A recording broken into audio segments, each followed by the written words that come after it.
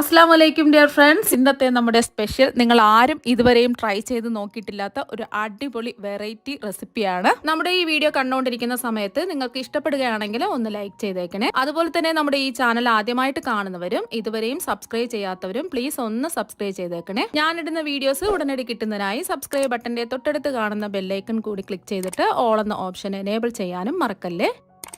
ആദ്യം തന്നെ ഇതിനായിട്ട് ഞാനിവിടെ കുറച്ച് തേങ്ങാ കഷ്ണങ്ങൾ എടുത്തിട്ടുണ്ട്. ഇതുപോലെ ചെറിയ കഷ്ണങ്ങളായിട്ട് കട്ട് ചെയ്തെടുക്കാം. ഇതിന് പകരമായിട്ട് നിങ്ങൾക്ക് ചിരകിയ തേങ്ങ വേണമെങ്കിലും എടുക്കാം. അല്ലാന്നുണ്ടെങ്കിൽ ചിരട്ടയിൽ നിന്നും തേങ്ങ ഇതുപോലെ അടർത്തി എടുത്തിട്ട് ചെറിയ കഷ്ണങ്ങളായിട്ട് ഇതുപോലെ കട്ട് ചെയ്തെടുത്താലും മതി. തേങ്ങ ചിരട്ടയിൽ നിന്ന് വിട്ട് കിട്ടുന്നതിന് വേണ്ടിയിട്ട് നമുക്ക് ഇഡലി ചെമ്പിൽ കുറച്ച് വെള്ളം തിളപ്പിക്കാൻ വെക്കാം. അതിലേക്ക് നമുക്ക് തേങ്ങ കുറച്ച് സമയം ഒന്ന് ആവിയിട്ട് എടുക്കുന്ന സമയത്ത് ഇതിന്റെ ചൂട് മാറി കഴിയുമ്പോൾ ചിരട്ടയിൽ നിന്നും തേങ്ങ വിട്ട് കിട്ടും. അങ്ങനെ വേണമെന്നുണ്ടെങ്കിൽ അങ്ങനെ എടുക്കാം. അല്ലാന്നുണ്ടെങ്കിൽ ചിരട്ടയിൽ നിന്നും തേങ്ങ വിട്ട് കിട്ടുകയാണെന്നുണ്ടെങ്കിൽ എടുത്തിട്ട് ഇതുപോലെ ചെറിയ കഷ്ണങ്ങളായിട്ട് കട്ട് ചെയ്തെടുക്കുക. ഇതിന്റെ ബ്രൗൺ ഭാഗമൊന്നും കളയേണ്ട ആവശ്യമൊന്നുമില്ല. ഇതിന്റെ ബ്രൗൺ ഭാഗത്തോട് കൂടി തന്നെയാണ് എടുക്കുന്നത്. ചിരകിയ തേങ്ങ ആയാലും ബ്രൗൺ ഭാഗം കളയേണ്ട ആവശ്യമൊന്നുമില്ല. നമുക്ക് ഈ നമ്മൾ കട്ട് ചെയ്തെടുത്ത തേങ്ങ ഇനി മിക്സിയുടെ ജാറിലേക്ക് മാറ്റാം. ഒരുമിച്ച് അങ്ങ് മാറ്റരുത്, കുറച്ച് കുറച്ചായിട്ട് ഒന്ന് പൊടിച്ചെടുക്കുക. അപ്പൊ മിക്സിയുടെ ഒരു ചെറിയ ജാർ എടുത്തിട്ടുണ്ട്. ഇതിലേക്ക് നമുക്ക് കുറച്ച് കുറച്ചായിട്ട് തേങ്ങ ഇട്ട് കൊടുത്ത് ഒന്ന് നമുക്ക് പൊടിച്ചെടുക്കാം. ഒരുമിച്ചിട്ട് നമ്മൾ പൊടിക്കുകയാണെന്നുണ്ടെങ്കിൽ പെട്ടെന്ന് പൊടിഞ്ഞു കിട്ടില്ല. പിന്നെ ഒരു കാര്യം ശ്രദ്ധിക്കാനുള്ളത്, ഇത് പൾസ് മോഡിലിട്ടിട്ട് പൾസ് ചെയ്ത് ഒന്ന് പൊടിച്ചെടുക്കുക. ഒരേ സ്പീഡിലിട്ട് പൊടിക്കാതെ പൾസ് മോഡിലിട്ടിട്ട് ഇതൊന്ന് പൊടിച്ചെടുക്കുക. അപ്പൊ തേങ്ങ ഒന്ന് പൊടിച്ചെടുത്തിട്ടുണ്ട്. ഈ ഒരു രീതിക്ക് പൊടിച്ചിട്ടെടുക്കുക. അപ്പോൾ തേങ്ങയെല്ലാം പൊടിച്ചെടുത്തിട്ടുണ്ട്. പൾസ് മോഡിലിട്ട് ഒരു 5-6 പ്രാവശ്യം ഒന്ന് പൾസ് ചെയ്യുമ്പോൾ നമുക്കിത് പൊടിഞ്ഞ് കിട്ടും. എല്ലാം ഒരേ രീതിയിൽ പൊടിച്ച് എടുത്തിട്ടുണ്ട്. ചിരകിയ തേങ്ങ ആയാലും പൊടിച്ചിട്ട് വേണം എടുക്കാൻ വേണ്ടിയിട്ട്. ഒന്ന് പൾസ് ചെയ്തെടുത്താൽ മതിയാവും. എല്ലാ തേങ്ങയും ഒരേ അളവിൽ കിട്ടുന്നതിന് വേണ്ടിയിട്ട് ജസ്റ്റ് ഒന്ന് പൾസ് ചെയ്തിട്ട് ഒന്ന് പൊടിച്ചെടുത്താൽ മതിയാവും. ഇനി ഇത് തയ്യാറാക്കാൻ വേണ്ടിയിട്ട് ഒരു പാൻ എടുത്തിട്ടുണ്ട്. നമ്മൾ ഏത് പാത്രമാണോ എടുക്കുക അതിൽ നമ്മൾ പൊടിച്ച് വെച്ച തേങ്ങ ഒന്ന് അളന്ന് എടുക്കണം. നമ്മൾ പൊടിച്ചെടുത്ത തേങ്ങ ഒന്ന് അളന്ന് ഈ പാത്രത്തിലേക്ക് അങ്ങ് ഇട്ട് കൊടുക്കാം. ഫ്ലെയിം ഒന്നും ഓണാക്കിയിട്ടില്ല.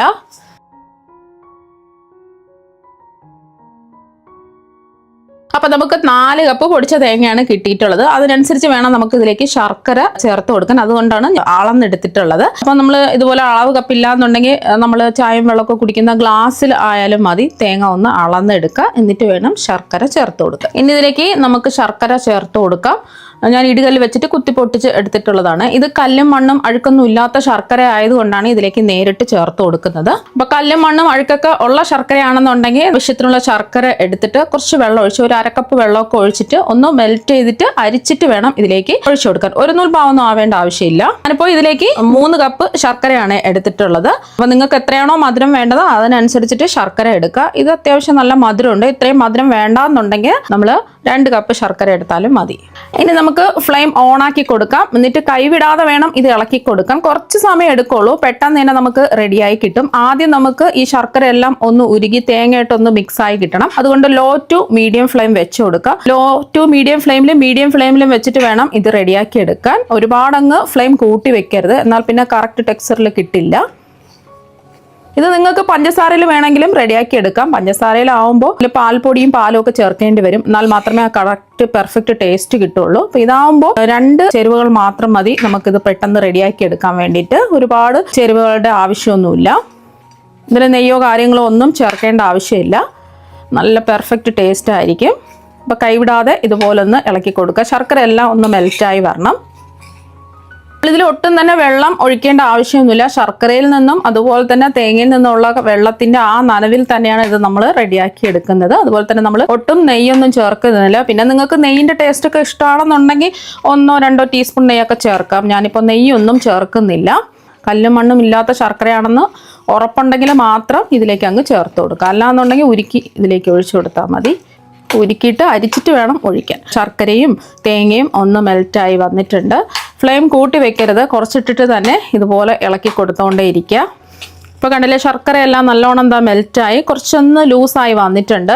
കൂട്ടി വെക്കരുത്, ഫ്ലെയിം കുറച്ചിട്ടിട്ട് തന്നെ ഇതുപോലെ ഒന്ന് ഇളക്കി കൊടുക്കുക. ടു മീഡിയം ഫ്ലെയിമിലോ അല്ലെങ്കിൽ ലോ ഫ്ലെയിമിലോ വെച്ചിട്ട് വേണം ഇതൊന്ന് ഇളക്കി റെഡിയാക്കി എടുക്കാം.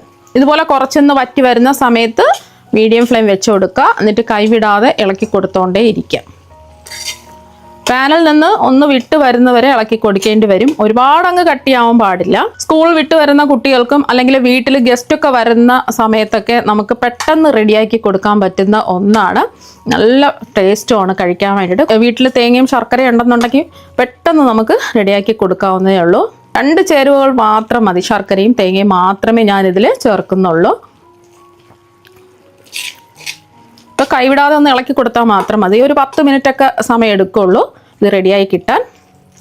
അപ്പോൾ ഇതൊന്ന് വറ്റി വന്നിട്ടുണ്ട്. ഇനി ഒരു 2-3 മിനിറ്റ് ഫ്ലെയിം കുറച്ച് വെച്ചിട്ട് ഒന്ന് ഇളക്കി കൊടുക്കുക. ഇതിൽ നിന്നും എണ്ണ ഇറങ്ങി വരും. അപ്പം അതുവരെയും ഒന്ന് ഇളക്കി കൊടുക്കുക.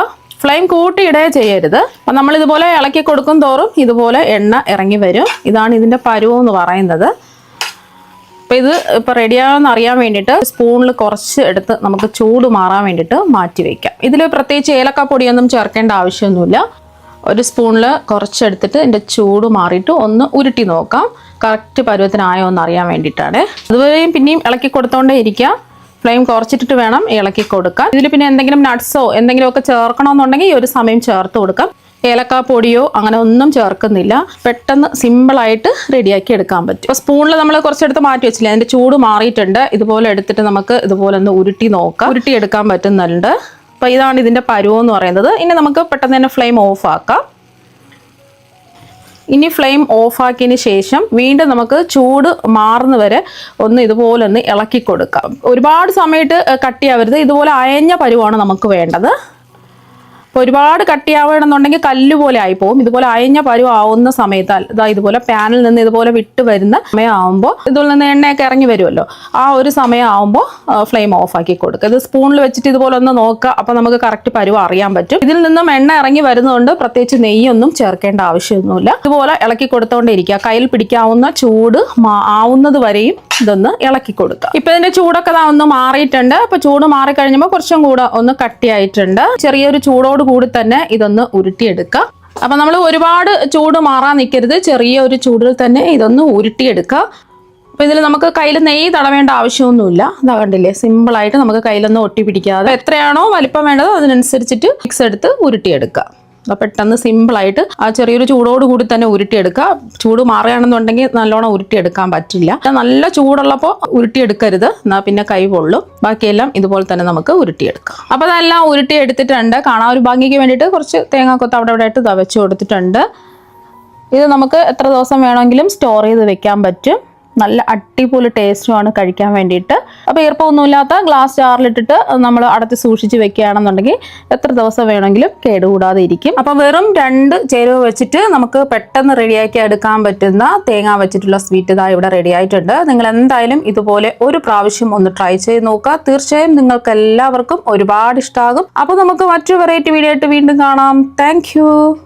അപ്പോൾ നമുക്ക് മറ്റു വെറൈറ്റി വീഡിയോ വീണ്ടും കാണാം. Thank you.